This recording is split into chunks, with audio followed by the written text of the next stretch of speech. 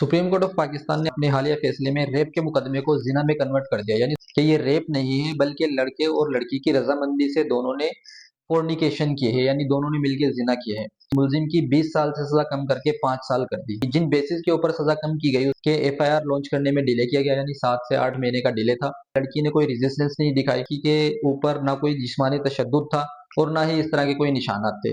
तो अगर हम इन चीजों को मान लेते हैं कि वो लड़की अगर इतने टाइम खामोश रही, उसने कोई रेजिस्टेंस नहीं दिखाई, तो एक कॉमन क्वेश्चन में हमारे माइंड में आता है कि जो कराची, अखर या जो दूसरे बड़े शहर हैं, लाहौर जैसे शहर, उन शहरों के अंदर गन पॉइंट के ऊपर जो वारदातें होती हैं, जो मोबाइल छीने जाते हैं, गाड़ियां छीनी जाती हैं, तो क्या उसमें भी छीनने वाले का कंसर्न शामिल होती है? क्योंकि उसमें भी कोई रेजिस्टेंस नहीं दिखाई जाती, बॉडी के ऊपर कोई निशान नहीं होते, क्योंकि गन पॉइंट के ऊपर ये सब कुछ हो रहा होता है। तो इस केस के अंदर भी लड़की के साथ जो रेप किया गया वो गन पॉइंट के ऊपर किया गया, क्योंकि मुलजिम से गन भी रिकवर हुई थी बट वो यूज नहीं हुई।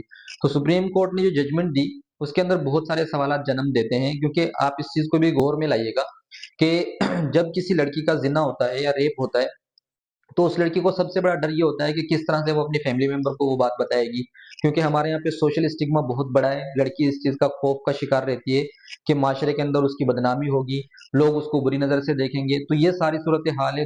फिर इसके बाद ये लड़की एक गांव देहात की रहने वाली लड़की थी जिसके ना माँ बाप थे, सिर्फ वो अपने भाई के पास रहती थी। और जब इसका रेप कमिट हुआ है तो आप ये भी बात सोचिए कि उस इलाके के अंदर टॉयलेट नहीं है। वो अपनी नेचुरल कॉल को फुलफिल करने, यानी अपनी हाजत पूरी करने के लिए उस वक्त गई थी जिस वक्त उसका रेप हुआ है। तो ये बहुत सारे सवालात हैं जो इस चीज को जन्म देते हैं। तो इस सूरत हाल में अगर मुलजिमान की सजाएं कम कर दी जाएंगी तो ये माशरे में एक गलत ट्रेंड सेट करेगा, और जो रेप जैसे मुकदमात हैं इनमें कमी करने की बजाय ये इजाफे का बायस भी बन सकता है। तो इसके अंदर जस्टिस सलाउद्दीन ने जो अपना नोट लिखा वो काफी अहमियत का हामिल है, जिसमें जस्टिस सलाउद्दीन ने इस सजा को बरकरार रखा। उन्होंने अपना डिसेंडिंग नोट लिखा, इख्तलाफी नोट लिखा और इस सजा को बरकरार भी रखा।